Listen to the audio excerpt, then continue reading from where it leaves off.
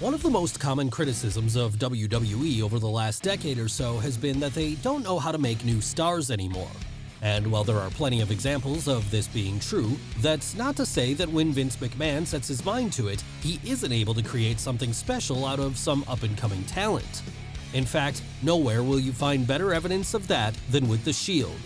Yes, in the space of a year and a half, the WWE was able to make 3 bona fide main eventers from scratch, with each becoming world champion before long, and all continuing to dominate the promotions they currently work for.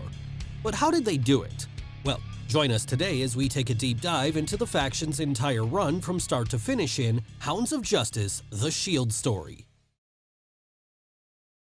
It all starts with CM Punk. He was the one who needed to keep his record-breaking 434-day title run interesting in 2012, and that was why, behind the scenes, the champion had begun pitching to have a crew of hired guns acting as his backup, helping him keep the top prize around his waist. And initially, he would suggest that this trio be made up of indie stars turned WWE developmental trainees Tyler Black, Jon Moxley, and Chris Hero. But while Vince McMahon was happy with the first two, he just didn't see Hero as part of the group. That was why, after thinking about it for a while, the boss would instead choose the young upstart Joe Anoa'i as a replacement. So now, with the 3 members decided upon, WWE would begin preparing them all for the main roster by changing up their looks and altering their ring names to Seth Rollins, Dean Ambrose, and Roman Reigns respectively. After this, they would make their surprise debut at that November's Survivor Series, interfering in the main event triple threat WWE title match to powerbomb Ryback through the announce table and help Punk pick up the win. Yes, while many NXT and FCW call-ups prior to this had gone through inauspicious introductions to the main roster, often having to work their way up the mid-card or suffer a series of embarrassing early defeats, it was clear that the WWE were intent on pushing their new trio of mercenaries to the moon straight away by having them move right into the main event scene in dominating fashion. And the newcomers would make their intentions clear further when, the night after Survivor Series, they showed up on Raw to identify themselves as The Shield, a collective of outlaws who were there to rally against any injustices they saw, something which would turn out to be true in the weeks that followed as they regularly interrupted other performers such as Randy Orton and Team Hell No, so to lay them out for their perceived sins. Yes, it quickly became clear to the entire roster that whenever the soon-to-be iconic Shield music hit, you'd better get the hell out of Dodge or face a beatdown at their hands. And the Hounds of Justice would further add to this feeling that they were outside invaders by never appearing from the backstage area where the rest of the performers were, instead only coming out through the crowd, decked out in riot gear and cutting promos that were filmed on handheld camcorders from somewhere deep inside the bowels of the building. It all felt a little bit NWO, in fact, and that only helped to get them even more over with fans who instantly took to all 3 men as stars. It also helped that each of them had a very distinct personality and role within the group too, as Ambrose would play the unhinged lunatic Fringe, the early de facto leader of the group, all while Rollins would act as the architect of the group, the brains behind the operation, and Reigns would pick up the role of the big dog, the silent heavy who got things done. But for as over as they all were with these early segments, everyone knew that the true test would be what happened when they were put into the ring for a match. Luckily then, both Rollins and Ambrose were experienced indie performers who knew how to carry a match, and with Reigns still being a rookie at this point, they were able to work around his limitations and make him look like a star whenever he did get tagged in for the power spot at the end. But it wasn't just the main roster they would run riot over during those early days as, while all 3 men had now been called up full-time, Rollins remained the NXT champion. So with that in mind then, he would return to the black and yellow brand to defend this on a number of occasions, eventually dropping it to Big E Langston on the January 9th, 2013 episode of the show, albeit not before the Shield had managed to make their presence felt. Back on the main roster though, the question of their alignment with CM Punk still hung in the air, with this being something that the group had always denied was a thing. It didn't make it easy for people to believe this though when they would routinely interfere in Punk's matches throughout January, helping him to continue on as champion come the end. Hell, they would even try and take out The Rock during his title match against the champ at that month's Royal Rumble, laying waste to the People's Champion there, all before Vince McMahon, who had by then figured out what was going on, restarted the bout and allowed the part-timer to finally end the lengthy reign of the Voice of the Voiceless. And to make matters worse, the following night on Raw, it would be revealed that Punk's manager Paul Heyman had indeed been paying the Shield to act as his hired guns the whole time, with this tying up the loose end of that story and allowing the group to disassociate themselves from the now former champion going forward. But it wasn't as if they needed that association anymore, as by then, the Hounds of Justice were already firmly established as one of the top new acts in the company, with them continuing their win streak from there as they beat everyone they came up against in a series of six-man tag team matches in the months that followed.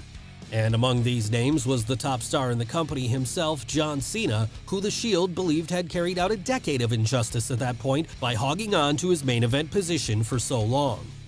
Eventually then, this would lead to a six-man tag at February 17th's Elimination Chamber, where the Shield would take on Cena, Ryback, and Sheamus in yet another winning effort, with them proving here that when they were working as a unit, even Big Match John wasn't enough to take them down. After that, they would further add to their growing reputation by beating Randy Orton, Sheamus, and The Big Show at WrestleMania 29, all this before interrupting The Undertaker the next night on Raw with the intention of taking him out too. And that led to a six-man pitting the Dead Man, his brother Kane, and Daniel Bryan on the April 22nd episode of Raw, which, unsurprisingly, the Shield would win as well. Not happy with this though, The Undertaker would compete in a rare TV singles match just 4 days later on SmackDown, when he took on Dean Ambrose one-on-one. And while the Lunatic Fringe would lose this one, it still represented a huge honor for him and a huge show of confidence in the Shield's ability to be a continued main event force going forward. So with that said, the next step seemed obvious: they had to win some gold. And this would end up happening at May 19th's Extreme Rules, as it was there that Ambrose would defeat Kofi Kingston to win the United States title. All well, elsewhere, Rollins and Reigns were defeating Team Hell No to become the WWE Tag Team Champions. Soon after that, and the Hounds of Justice would begin to align themselves with Triple H and his Authority stable when they started helping Randy Orton out during his WWE title feud with Daniel Bryan, all while simultaneously laying waste to anyone who dares speak out against the Authority. And with all this new power behind them then, the Shield only grew stronger as they would from there each successfully defend their titles at September 15th's Night of Champions, with Ambrose defeating Dolph Ziggler here, while elsewhere on the card, Rollins and Reigns were making quick work of the primetime players. That said, the first hints of cracks in their armor would begin to show themselves around this time, as it was then that the tag champs got into a feud with the Rhodes brothers, a feud that would eventually see them lose their titles to the babyfaces on the October 14th episode of Raw. And they would suffer a number of losses after that too, with it starting to look now like maybe they weren't as invincible as they once appeared.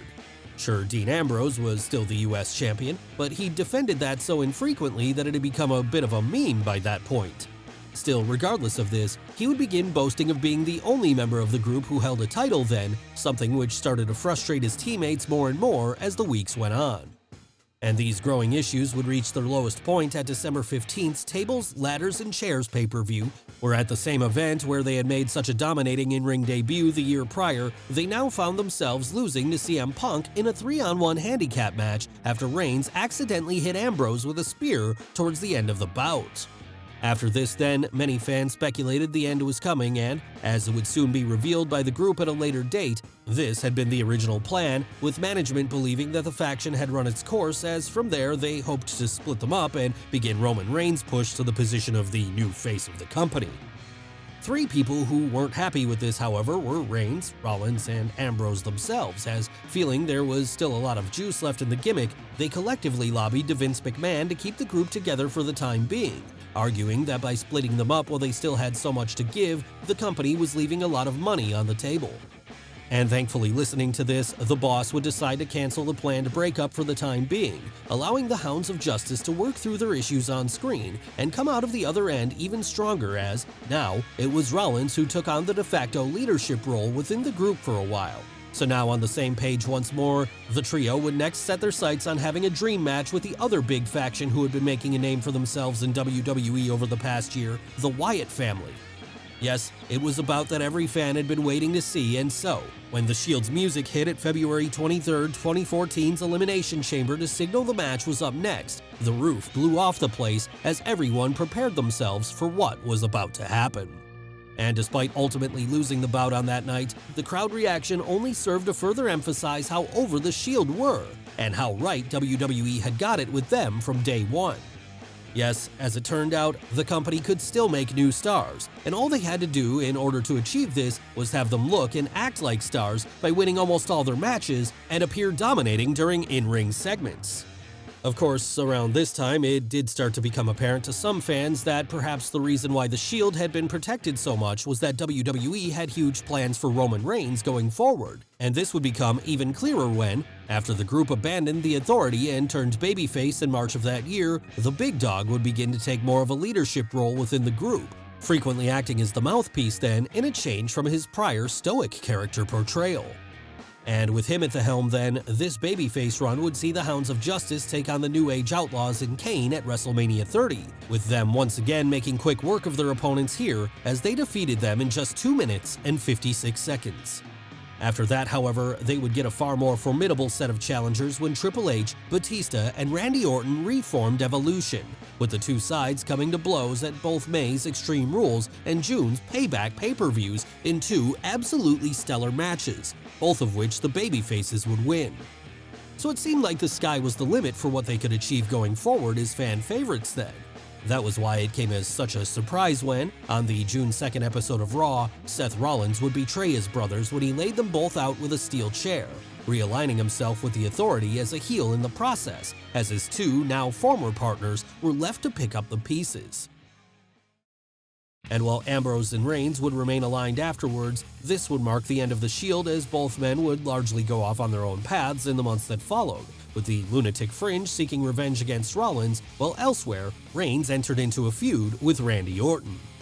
But of course, the faction had already done its job by then in creating 3 main event superstars, with Rollins ultimately winning the WWE title at the following year's WrestleMania. And he wouldn't be the only one to achieve this either, as at November 2015's Survivor Series, after the Architect had been forced to vacate this title due to injury, his former Shield brothers would meet in the finals of a one-night tournament to determine the new WWE champion, with Reigns ultimately coming out the victor in the end as he started his own run at the top. 7 months after that, and Ambrose would finally get his run as the champ too, when he cashed in his Money in the Bank contract at that year's titular show to complete the set. And this night, as it happened, would be even more special, as it would be the very one where all 3 Shield members held the belt within 10 minutes of each other after Reigns had walked in as the champion, only to lose to Rollins, who then immediately lost to the Lunatic Fringe after his impromptu cash-in at the close of the show. Following this, we would get the triple threat match between the trio at July 24, 2016's Battleground pay-per-view where, after a hard-fought battle, Ambrose would come out on top. And while many felt that the inevitable return bout should have been a WrestleMania main event, this would mark the only time to date that all 3 men faced off on the main roster. Still, even if each of them were now in the midst of thriving singles runs, given how popular and successful the stable had been, fans would constantly ask WWE about the possibility of a Shield reunion. And come the summer of 2017, they would finally get what they wanted, because it was at this point that Rollins, who had since turned babyface once more, began trying to mend fences with Ambrose. And despite initially being hesitant to trust him again, eventually the Lunatic Fringe would forgive his brother, with this leading to the 2 teaming up once more to take on The Bar at that August SummerSlam, with them not only beating the heel duo there, but also winning the Raw Tag Team titles from them. Meanwhile, as this was going on, Roman Reigns was embroiled in a heated feud with The Miz. More importantly than that, though, he was going through one of the worst instances of audience backlash in memory as, despite WWE having spent the last 3 years trying to push him as the top babyface in the company, the Big Dog had been wildly rejected at every turn, and as a result, was being booed out of every building he appeared in. So when The Miz aligned himself with The Bar to help him take down Reigns, it felt like the perfect time for the struggling star to bring his old friends back into the fold too, with this serving the dual purpose of helping him to even the odds, while also, from a management perspective, helping him to get over with the fans again. That was how, on the October 9th, 2017 episode of Raw, the Big Dog would come out to confront The Miz and The Bar, with him from there quickly introducing the rest of the Shield as his backup and confirming the reunion. Sadly though, like with all Shield reunions after this, a curse would seemingly befall the trio, as before they could get in the ring to take on the five-man unit of The Miz, The Bar, Braun Strowman, and Kane at October 22nd's Tables, Ladders, and Chairs, Reigns would catch the mumps, with this forcing the company to pull him from the match at the last minute and replace him with Kurt Angle instead. And while seeing Angle compete in a WWE ring again for the first time for over a decade was certainly a nice treat for fans, it wasn't what they really wanted that night. No, they would have to wait until November's Survivor Series for that, as it was then that the Shield would finally come together to take on and defeat The New Day. Still, by then, much of the spark of the reunion had already faded, and to make matters worse, a month later, Dean Ambrose would suffer a tricep injury that put him out of action for the foreseeable future, with this marking a limp end to things for the time being. Yes, while Reigns and Rollins would remain semi-aligned going forward, they never referred to themselves as the Shield, and they rarely actually teamed up. In fact, it wouldn't be until Ambrose came back in August of 2018 that things would start up once again, as it was then that, with the Architect now the Intercontinental Champion and the Big Dog the Universal Champion, the three Blood Brothers decided to pool their resources once more, with this ultimately helping Reigns to fend off the attempts of Braun Strowman to take his belt away from him in the weeks that followed.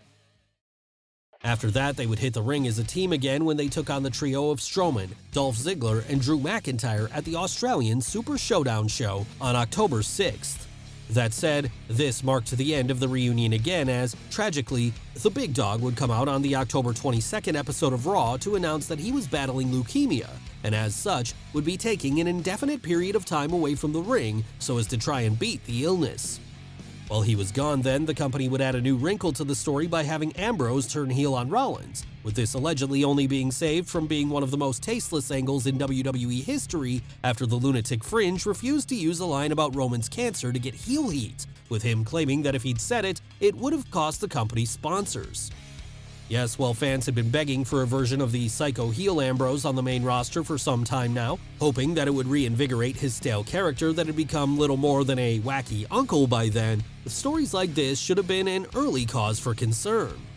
And these concerns ended up being merited in the weeks that followed, in fact, as WWE would spectacularly botch the heel turn by having the former CZW Madman take part in silly comedy skits that saw him come out to the ring in a gas mask telling the audience that they smelled. And this, it seems, was the final straw for Ambrose, as when his contract came due in January of 2019, he neglected to sign a new one, arguing that he was tired of the company's terrible creative direction and that he had not been happy in his role for some time. So, realizing the end was near, WWE decided to have one final Shield farewell reunion when Reigns returned to the ring cancer-free soon after this, with the three coming together once more on the March 4th, 2019 episode of Raw, and from there beating the team of Drew McIntyre, Bobby Lashley, and Baron Corbin at Fastlane later that month. After that, the company would promote the special WWE Network event The Shield, The Final Chapter on April 21st where, in the main event that night, the Hounds of Justice would defeat McIntyre, Lashley, and Corbin one more time in what ended up being Ambrose's last match with the company. And given how much success he's now having reverting back to his old Jon Moxley gimmick in AEW, it seems unlikely that we'll ever see the Shield together again at this point. That said, when looking back at how cursed the reunions have always appeared to be, maybe this isn't a bad thing, and maybe instead it's better to remember things as they were that first time when, over an 18-month period, three relative unknowns managed to turn themselves into the top stars in the industry. And that star power remains to this day too, with Moxley on top in AEW, Reigns having a career-high run on SmackDown, and Rollins acting as one of Raw's primary heels. It seems like, together or not, the Shield will continue to run wrestling for the foreseeable future, always ready to deliver justice whenever it is needed, and always as a brotherhood, even if company lines separate them. Well guys, what did you think of the video? Let us know in the comments below. Don't forget to smash the like button, subscribe to the channel, as well as follow Wrestle with Andy on Instagram and Twitter. Thanks for watching, and we'll see you next time.